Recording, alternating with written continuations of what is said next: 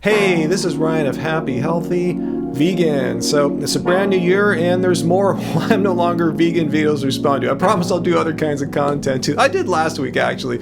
Anyway, unlike most of these videos I respond to of these Why I'm No Longer Vegan people, I'm actually aware of this person, Megan Elizabeth. We were at the Woodstock Fruit Festival, I believe in 2013 at the same time. Wasn't friends with her or anything back then, but at least, I know who this person is. So anyway, I'm gonna do what I always do in these videos. I'm not here to bag on someone and criticize someone for leaving the vegan cult, or whatever the haters say.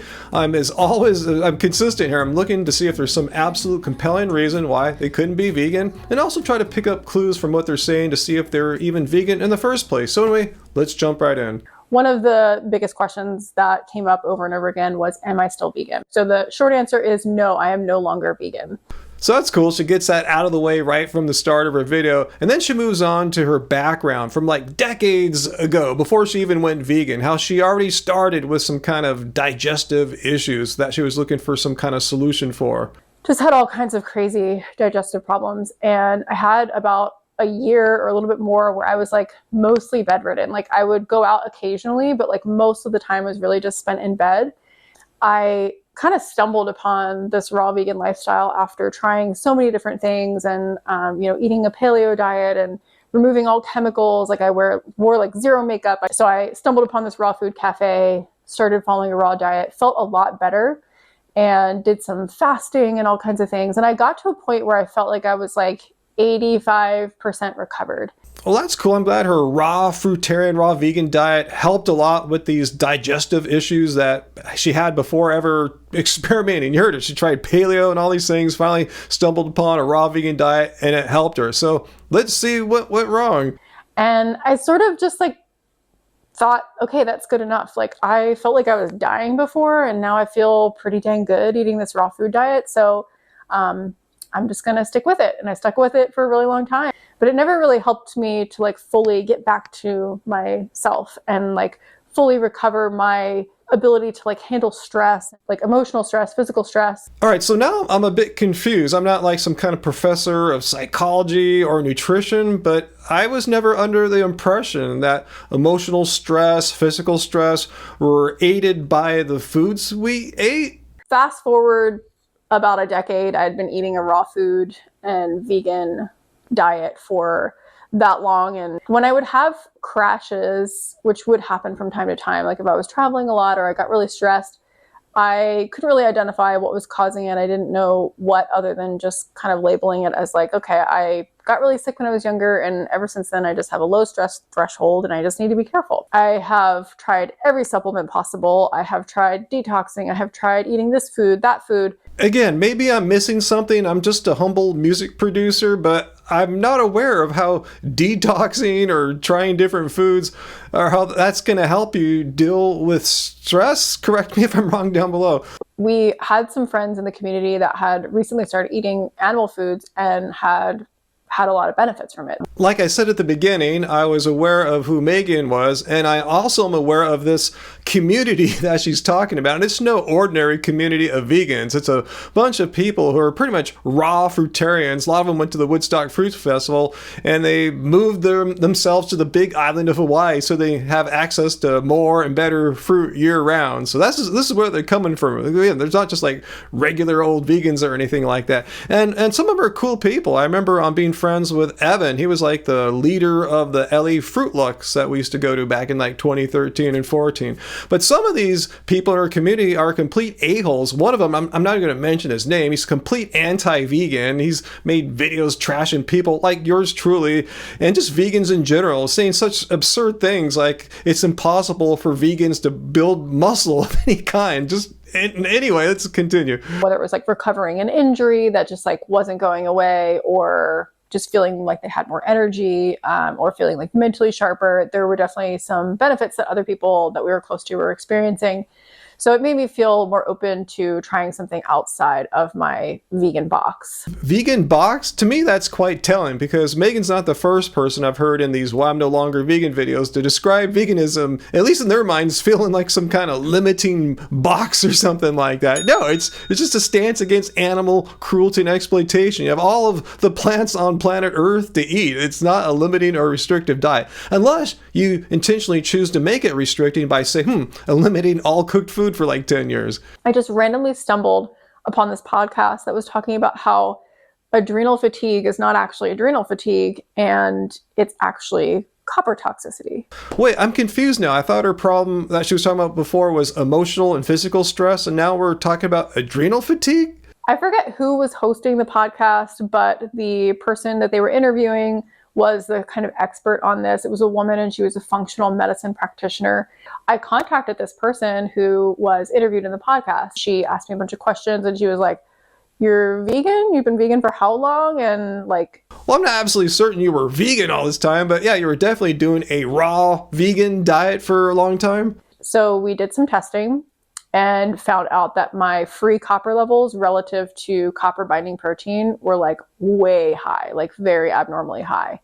And she was like, "This is probably what's causing all of these symptoms for you." Again, I'm not a doctor, a dietitian, or a nutritionist, but I'm highly skeptical of this functional medicine doctor's claim that it was the vegan diet that caused it. I mean, we joke about this all the time in the live streams. If anything is wrong with a person, like something's not perfect, people have said, "Oh, you wear eyeglasses? It's because you're vegan," which is absurd because I started wearing eyeglasses like in the 1970s or 80s, like decades before I went vegan. My hunch is that this functional medicine person had a thing against veganism, as many people do.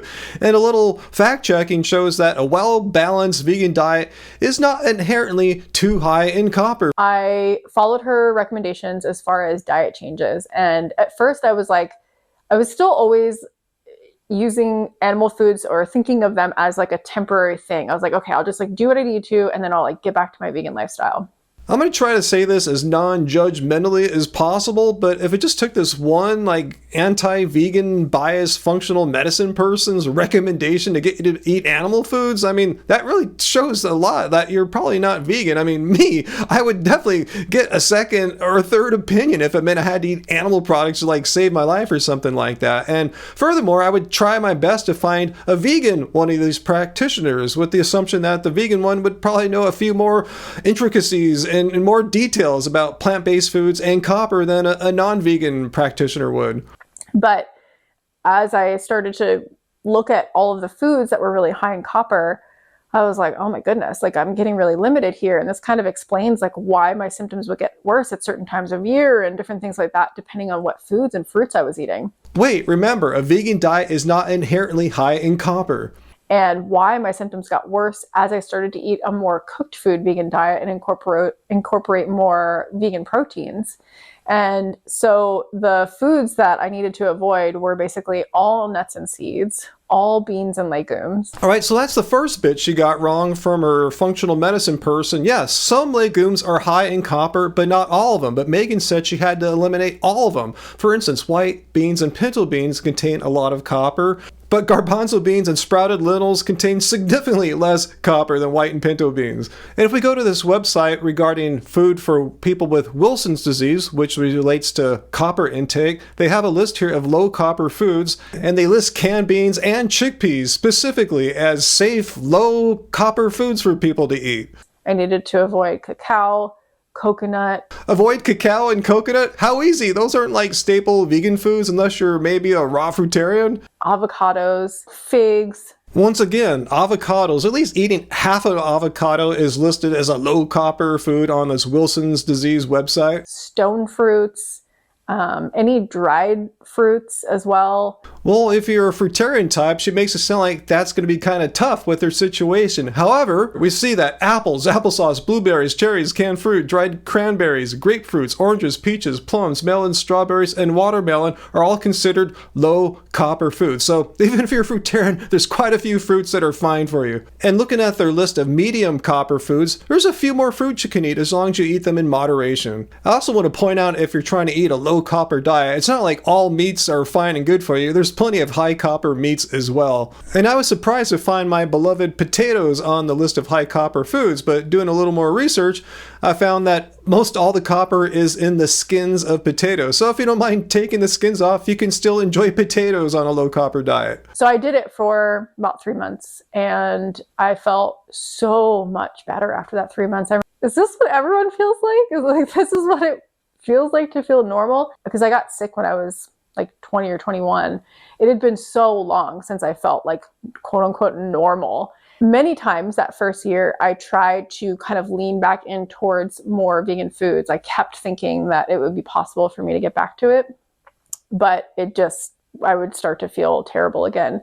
I want to say I'm not here to deny that Megan improved her situation, feeling better and all that from eating animal products on a low copper diet. But again, I do question whether her nutritionist gave us the best advice. Like, what if Megan could have been eating some of these low copper legumes? Because her nutritionist person said legumes are all off the table. And as we saw, that's just factually incorrect. And yeah, there's a whole ton of fruit you can eat too. Potatoes are fine as long as you remove the skins. It just seems like it's not a foregone conclusion that you have to give up a vegan diet in order to have a low copper diet. And this is silly, but I just did a little search on ChatGPT and it agrees with what I'm saying. But anyway, for all I know, maybe Megan did learn these things that I learned about how you can have some legumes and a lot more fruits than what she's letting on here. I don't know. I don't follow her content. I haven't chatted with her or anything like that. But if you want to share your thoughts, Megan, feel free to clear the air down below. You know, if I got things wrong or if you were friends with her, let me know.